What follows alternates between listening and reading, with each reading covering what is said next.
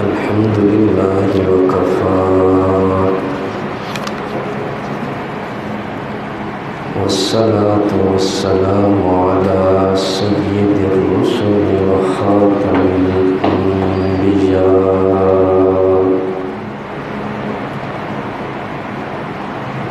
وعلى آله وأصحابه الأتقياء.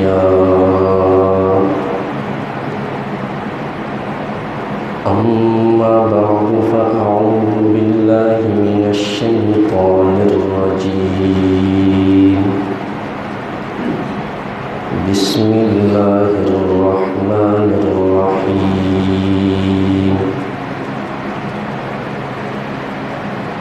إياك نعبد وإياك نستعين. صدق الله العظيم. اللهم صل على سيدنا ومولانا محمد وعلى آل سيدنا ومولانا محمد وبارك وسلم ثم صل عليه.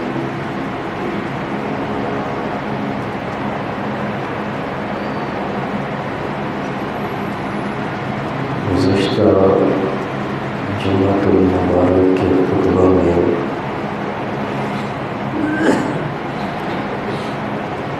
ایک آیت کریمہ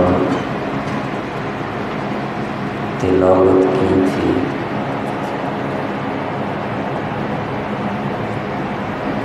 جس میں ہم نے اللہ سے ایک وعدہ کیا ہے اور وہ وعدہ یہ ہے ایاک نعبد، کہ ہم صرف تیری ہی عبادت کرتے ہیں اور ہمیشہ تیری ہی عبادت کرتے رہیں گے۔ ایاک نستعین، ہم صرف تجھ ہی سے مدد مانگتے ہیں اور ہمیشہ تجھ سے ہی مدد مانگتے رہیں گے۔ اس آیت میں ہم نے اللہ سے وعدہ کیا کہ صرف تیری ہی عبادت کریں گے۔ تو میں نے عرض کیا تھا کہ عبادت کی کل 3 اقسام ہیں۔ عبادت ایک کلی ہے، اس کے نیچے پھر اقسام ہیں، عبادت کی جزئیات ہیں۔ عبادت کی پہلی قسم مالی عبادت، قربانی کرنا، زکوٰۃ دینا، صدقہ اور خیرات کرنا، نذر و نیاز دینا، فطرانہ دینا، عشر ادا کرنا، یہ سب مالی عبادات ہیں۔ اس پر میں نے گزشتہ جمعۃ المبارک کے خطبہ میں تفصیل سے گفتگو کی تھی کہ مالی عبادت بھی صرف اور صرف اللہ ہی کا حق ہے۔ آج عبادت کی دوسری قسم بدنی عبادت، اس کا میں ذکر کروں گا۔ بدنی عبادت وہ ہے جس کا تعلق انسان کے وجود سے ہے۔ مثلا ہم نماز پڑھتے ہیں، نماز میں قیام کرتے ہیں، یہ بدنی عبادت ہے، اور رکوع کرتے ہیں، سجدہ کرتے ہیں، بیت اللہ کا طواف کرتے ہیں، حجر اسود کو بوسہ دیتے ہیں، مسجد میں اعتکاف بیٹھتے ہیں، یہ سب بدنی عبادات ہیں، اور بدنی عبادت بھی صرف اور صرف اللہ ہی کے لیے ہے۔ یہ جتنی بدنی عبادات میں نے شمار کی ہیں، ان میں سب سے اعلیٰ ترین بدنی عبادت وہ سجدہ ہے۔ آپ جانتے ہیں جب بندہ سجدے میں جاتا ہے اس وقت یہ بندہ عاجزی کی انتہا میں ہوتا ہے، اللہ کے سب سے زیادہ قریب ہوتا ہے۔ اور یہ جو ہم سجدہ ادا کرتے ہیں، زمین پہ ماتھا ٹیکتے ہیں، یہ سجدہ اللہ ہی کا حق ہے، اس لیے کہ عبادت ہے۔ اور قرآن نے انداز بدل بدل کر اس بات کو سمجھایا ہے کہ لوگوں سجدے کے لائق صرف اور صرف اللہ ہی ہے۔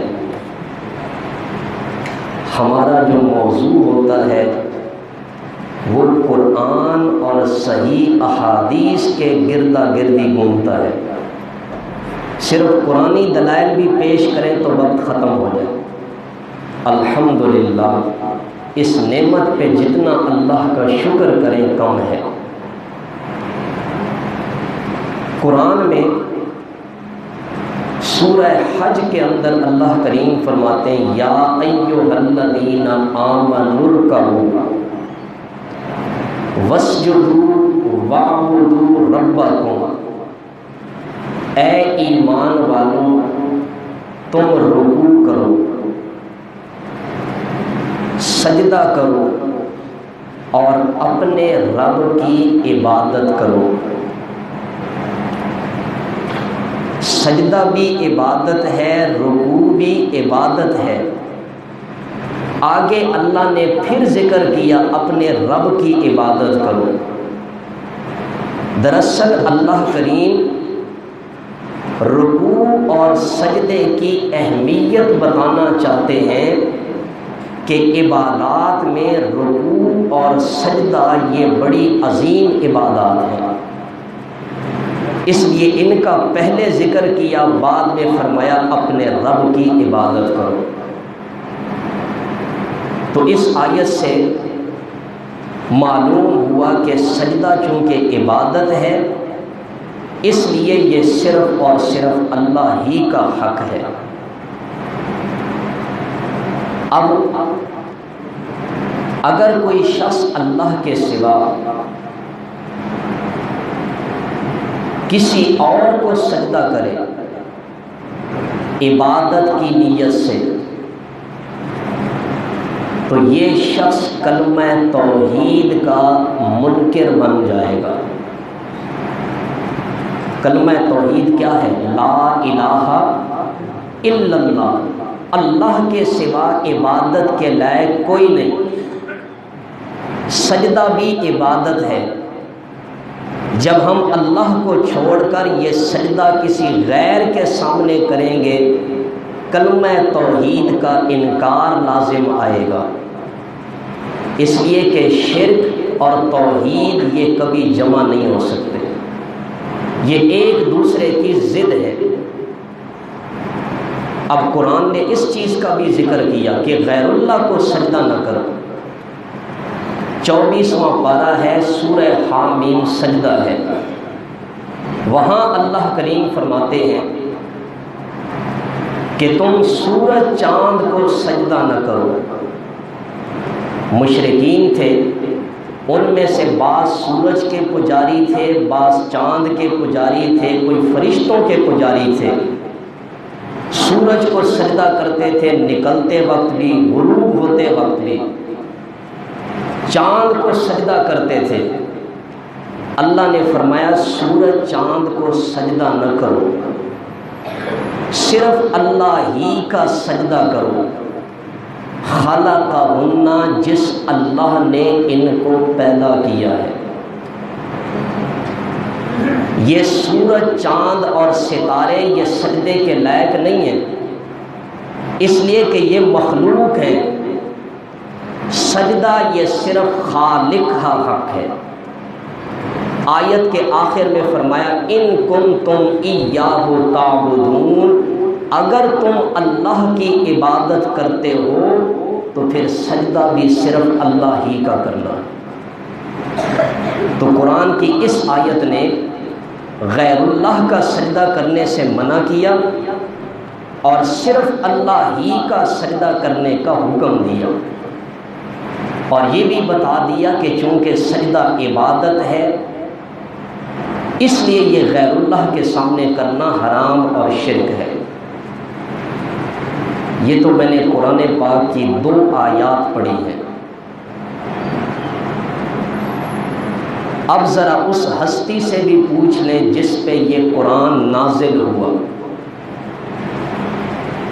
اللہ کے نبی کیا فرماتے ہیں کہ غیر اللہ کو سجدہ کرنا کیسا ہے؟ ابو داؤد شریف کی روایت ہے، حضرت قیس بن سعد رضی اللہ تعالیٰ عنہ، یہ صحابی رسول ہیں، انہیں کسی علاقے میں جانا ہوا، وہاں جا کر کیا دیکھتے ہیں کہ لوگ اپنے سردار کو تعظیماً احتراماً سجدہ کرتے ہیں۔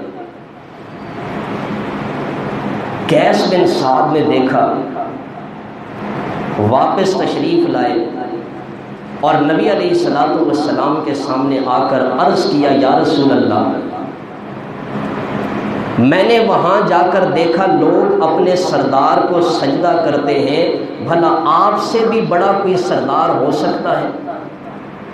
آپ اس کے زیادہ حقدار ہیں کہ ہم آپ کو تعظیمی سجدہ کریں، احترام کی وجہ سے آپ کے سامنے جھکیں۔ حالانکہ یہ سجدہ عبادت کا ذکر انہوں نے نہیں کیا، صرف تعظیماً سجدے کا کہ اللہ کے رسول ہمیں اجازت دیں تو تعظیماً آپ کو سجدہ کریں۔ آپ علیہ السلام نے فرمایا قیس، اگر میں دنیا سے چلا جاؤں آپ کیا میری قبر پر آ کر سجدہ کریں گے؟ حضرت قیس نے عرض کیا یا رسول اللہ، کبھی بھی آپ کی قبر پر سجدہ نہیں کروں گا۔ آپ نے فرمایا اگر میری اس شریعت میں اللہ کے سوا کسی کا سجدہ کرنا جائز ہوتا تو میں عورتوں کو حکم دیتا کہ وہ اپنے خامدوں کو تعظیمی سجدہ کریں۔ اس حدیث سے معلوم ہوا کہ آپ علیہ السلام کی امت میں کسی کو عبادت کا سجدہ تو دور کی بات ہے، تعظیماً سجدہ کرنا بھی حرام ہے۔ پچھلی امتوں میں تعظیمی سجدہ جائز تھا، کوئی بڑا آدمی ہے، والد ہے، کوئی بزرگ ہے تو وہ احتراماً اس کے سامنے جھک جاتے تھے، سجدہ کرتے تھے۔ آپ علیہ السلام نے بتا دیا میری امت میں نہ تعظیمی سجدہ جائز ہے نہ سجدہ عبادت جائز ہے۔ تو یہ آپ کے سامنے ایک حدیث میں نے بطور دلیل کے پیش کی ہے کہ اللہ کے سوا کسی کا سجدہ جائز نہیں ہے۔ دوسری حدیث، یہ بخاری کی حدیث ہے، نبی علیہ الصلوۃ والسلام نے ارشاد فرمایا اللہ کی لعنت ہو یہودیوں اور عیسائیوں پر، انہوں نے اپنے نبیوں کی قبروں کو سجدہ گاہ بنا لیا، جو کچھ انہوں نے کیا تم اس سے بچ کر رہنا۔ اس میں اللہ کے نبی نے کیا فرمایا؟ یہودیوں پر کیوں اللہ کی لعنت ہو، عیسائیوں پر اللہ کے نبی نے لعنت کیوں بھیجی ہے؟ اور آپ جانتے ہیں نبی علیہ الصلوۃ والسلام نے تو کسی جانور پر بھی لعنت کرنے سے منع کیا ہے کہ یہ اتنا سخت جملہ ہے، ایسی بد دعا ہے، کسی جانور کو بھی لعنت نہ کرو۔ ادھر اللہ کے نبی یہودیوں اور عیسائیوں پہ لعنت بھیج رہے ہیں، رحمت للعالمین پیغمبر ہیں۔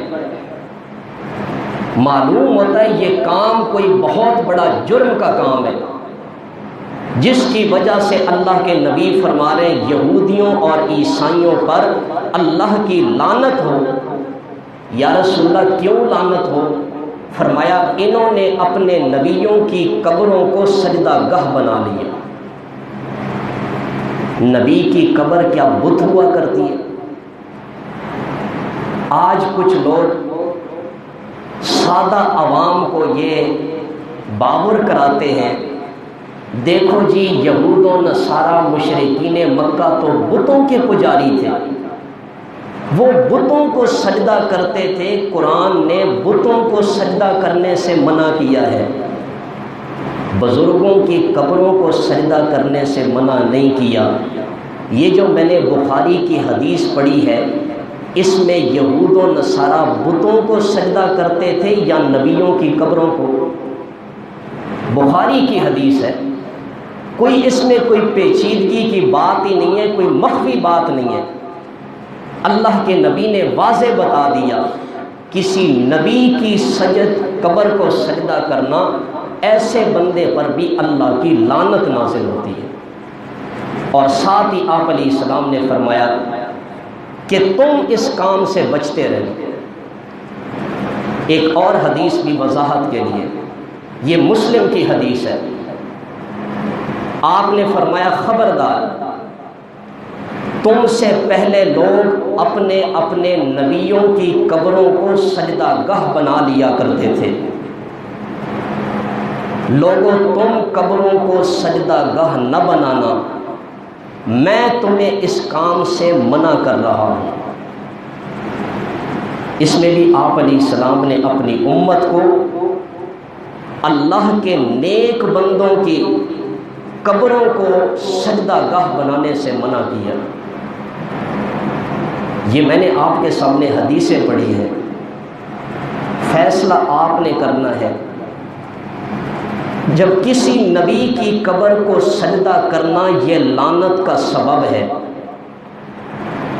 نبی کی قبر کو سجدہ کرنا یہ شرک ہے، تو کسی ولی، کسی بزرگ، کسی پیر کی قبر کو سجدہ کرنا یہ جائز ہوگا؟ اس پر بھی اللہ کی لعنت ہوگی۔ اور نبی علیہ الصلوۃ والسلام بڑے صاحب بصیرت انسان تھے،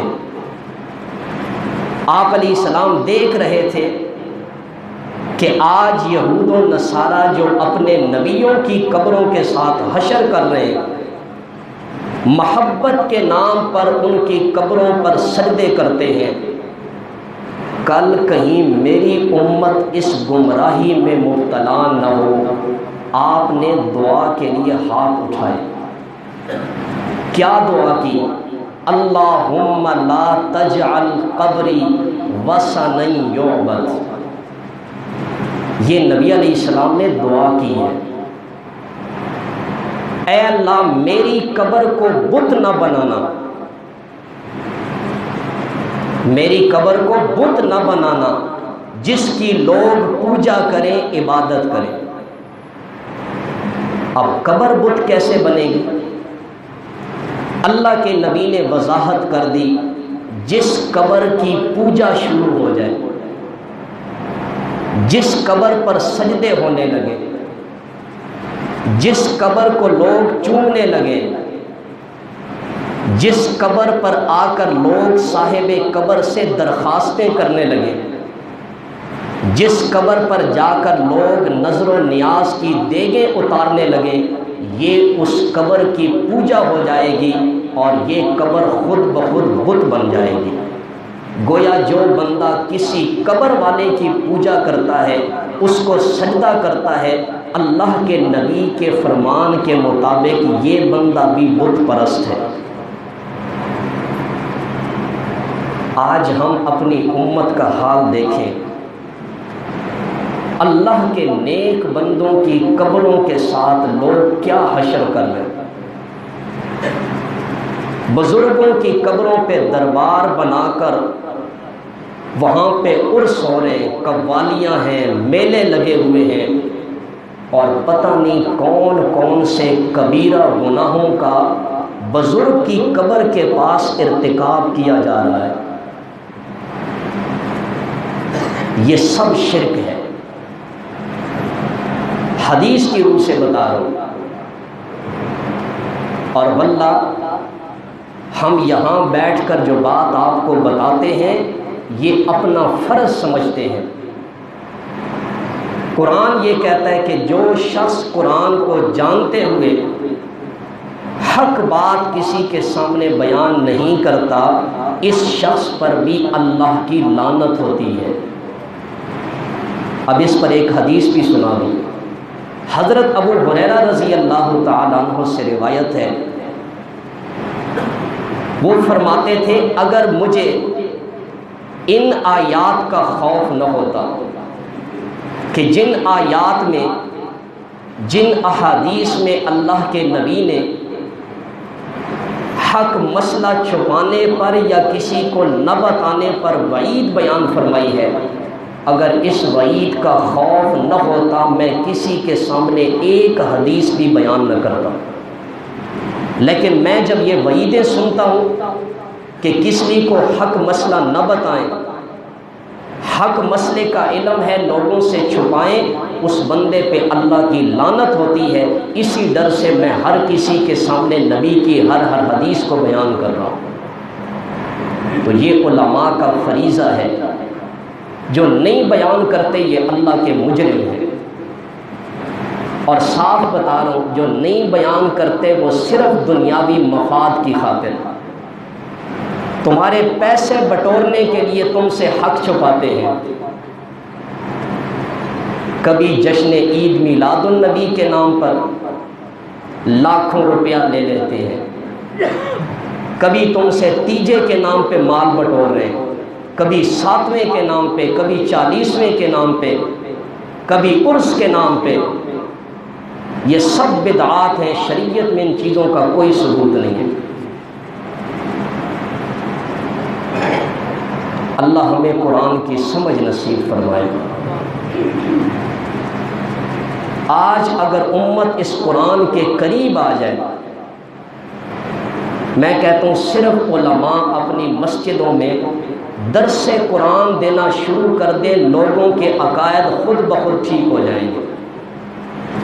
لیکن درس قرآن شروع کرنا یہ کوئی آسان کام نہیں ہے۔ یہ شروع کریں گے، یہ تمام جتنے بھی نذرانے آتے ہیں، یہ تحفے تحائف آتے ہیں،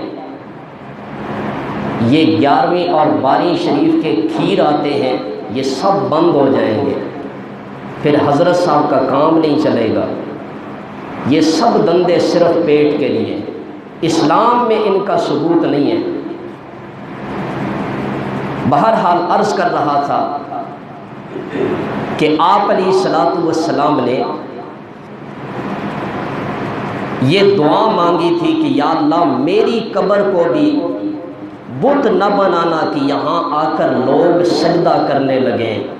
اللہ نے اپنے نبی کی قبر کی کتنی حفاظت فرمائی ہے، وہاں جا کے سجدہ کرنا تو دور کی بات ہے، ہاتھ لگانا تو دور کی بات ہے، نبی کے قبر کو دیکھنا تو دور کی بات ہے۔ اللہ تعالیٰ نے نبی کے قبر مبارک کی ایسی حفاظت فرمائی کہ ایک انتہائی دور کے فاصلے پر کھڑے ہو کر لوگ اللہ کے نبی پہ درود بھیجتے ہیں، شرطے کھڑے فوراً کہتے ہیں آگے چلیں۔ یہ اللہ کے نبی کی دعا اللہ نے قبول فرمائی ہے۔ ورنہ یقین کریں اگر نبی علیہ الصلوۃ والسلام کی قبر سامنے ہوتی، آج پتہ نہیں لوگوں نے اس کے ساتھ کیا کچھ کرنا تھا۔ یہ تو اللہ قیامت تک اسی طرح حفاظت فرمائیں گے۔ تو یہ ہے بدنی عبادت۔ سجدہ یہ سب سے اعلیٰ ترین اور بدنی عبادت ہے۔ یہ بھی صرف اور صرف کس کا حق ہے؟ اللہ ہی کا حق ہے۔ تیسری قسم عبادت کی میں انتہائی اختصار سے بیان کروں گا، وہ ہے قولی عبادت۔ زبانی عبادت، جس عبادت کا تعلق زبان سے ہے، ہم زبان سے کہتے ہیں سبحان اللہ، الحمدللہ، اللہ اکبر، زبان سے قرآن کی تلاوت کرتے ہیں، التحیات میں بیٹھ کر تشہد پڑھتے ہیں، یہ سب کیا ہے؟ زبانی عبادت۔ حج میں تلبیہ پڑھتے ہیں، لبیک اللہم لبیک لا شریک لک لبیک، یہ زبانی عبادت ہے۔ زبانی عبادت بھی صرف کس کا حق ہے؟ اللہ ہی کا حق ہے۔ اب زبانی عبادات میں سب سے اہم عبادت آپ کے سامنے ذکر کرتا ہوں۔ زبانی عبادات میں سب سے اہم عبادت ہے دعا مانگنا، پکارنا، مدد طلب کرنا، کوئی حاجت طلب کرنا، یہ سب سے اہم عبادت ہے، جس کو ہم کہتے ہیں نا ہم دعا مانگ رہے ہیں۔ یہ دعا عربی زبان کا لفظ ہے، اس کا اردو میں معنی ہے پکار کرنا۔ جیسے ہم کہتے ہیں یا اللہ میری مدد فرما، یہ اللہ کی پکار ہے، اور قرآن کی روح سے یہ دعا سب سے اہم عبادت ہے۔ آپ علیہ السلام کا فرمان ہے الدعاء مخ العبادہ، دعا یہ ساری عبادتوں کا خلاصہ اور نچوڑ ہے۔ ایک حدیث میں آپ نے فرمایا الدعاء هو العبادہ، دعا ہی اصل عبادت ہے، یعنی اللہ کو پکارنا، بغیر اسباب کے مدد طلب کرنا، حاجت طلب کرنا، شفا طلب کرنا، برکت مانگنا۔ قرآن کی ایک آیت ہے 24ویں پارے میں اللہ کریم فرماتے ہیں قال ربکم ادعونی، تمہارا رب کہتا ہے مجھے پکارو۔ ادعونی یہ دعا سے ہے، مجھے پکارو۔ اور میں نے بتا دیا دعا کیا ہے، بغیر اسباب کے کسی سے کچھ مانگنا، بغیر اسباب کے کسی سے شفا طلب کرنا۔ یہ اس لیے وضاحت کر رہا ہوں، آپ ڈاکٹر کے پاس جاتے ہیں، دوائی لیتے ہیں، یہ ایک سبب ہے، علاج سنت ہے۔ اس دوا میں اثر رکھنے والی ذات کس کی ہے؟ اللہ کی ہے۔ یہ دوا تو ایک سبب کے طور پہ ہم نے اختیار کر لی کہ نبی کی سنت ہے، اصل شفا دینے والی ذات اللہ کی ہے۔ بغیر اسباب کے مصیبت کو دور کرنا، اولاد مانگنا، یہ سب کیا ہے؟ دعا ہے۔ اللہ کریم فرماتے ہیں ادعونی، مجھے پکارو۔ اولاد بھی مجھ سے مانگو، کسی مصیبت میں مبتلا ہو اس مصیبت کو دور کرنے کی دعا مجھ سے مانگو، بیمار ہو صحت مجھ سے مانگو، تجارت کاروبار میں برکت مانگتے ہو صرف مجھ سے مانگو، عزت مانگتے ہو صرف مجھ سے مانگو۔ کیوں؟ استجب لکم، اس لیے کہ تمہاری پکاروں کو سن کر قبول کرنے والا جو صرف میں ہوں، میرے سوا تمہاری پکاروں کو سن کر قبول کرنے والا کوئی نہیں۔ اب یہاں اللہ نے فرمایا کہ مجھ سے دعا کرو، آگے فرمایا ان الذین یستکبرون عن عبادتی، جو لوگ میری عبادت سے تکبر کرتے ہیں۔ مفسرین نے لکھا ہے عبادتی سے مراد بھی دعا ہے، تو اللہ نے دعا کو عبادت کہا۔ جو مجھے چھوڑ کر کسی اور کو پکارتے ہیں یہ اس کی عبادت بن جائے گی، اور جو غیر اللہ کی عبادت کرے گا، غیر اللہ سے مدد مانگے گا، حاجتیں طلب کرے گا، اولاد مانگے گا، سیدخلون جہنم داخرین، ایسے لوگوں کو میں ذلیل کر کے جہنم میں داخل کروں گا۔ یہ اللہ کا قرآن ہے۔ غیر اللہ کی پکار یہ اس غیر اللہ کی عبادت ہے اور یہ اللہ کی عبادت میں اس شخصیت کو شریک ٹھہرانا ہے، اس سے اللہ نے منع کیا۔ اب ایک آیت اور پڑھ دیتا ہوں جس میں اللہ نے غیر اللہ کی پکار کو گمراہی کہا۔ من اضل ممن یدعو من دون اللہ، اس شخص سے بڑا گمراہ کون ہو سکتا ہے جو اللہ کو چھوڑ کر ان کو پکارتا ہے جو قیامت تک اس کو جواب نہیں دے سکتے۔ یا اللہ کیوں جواب نہیں دے سکتے؟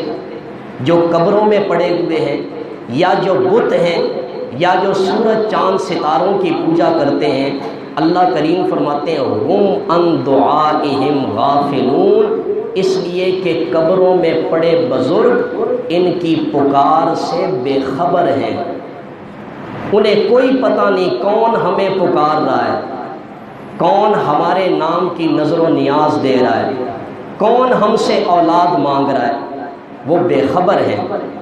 آگے اللہ کریم فرماتے ہیں اذا حشر الناس، جب قیامت کے دن سارے لوگ جمع کیے جائیں گے۔ الناس سے مراد لوگ ہیں، بت نہیں ہیں۔ اللہ سب لوگوں کو جمع کریں گے، اس میں عیسیٰ علیہ السلام بھی ہوں گے جن کی پوجا کی گئی، ان میں عزیر علیہ السلام بھی ہوں گے جن کی پوجا کی گئی، ان میں فرشتے بھی ہوں گے جن کی مشرکین مکہ نے پوجا کی تھی۔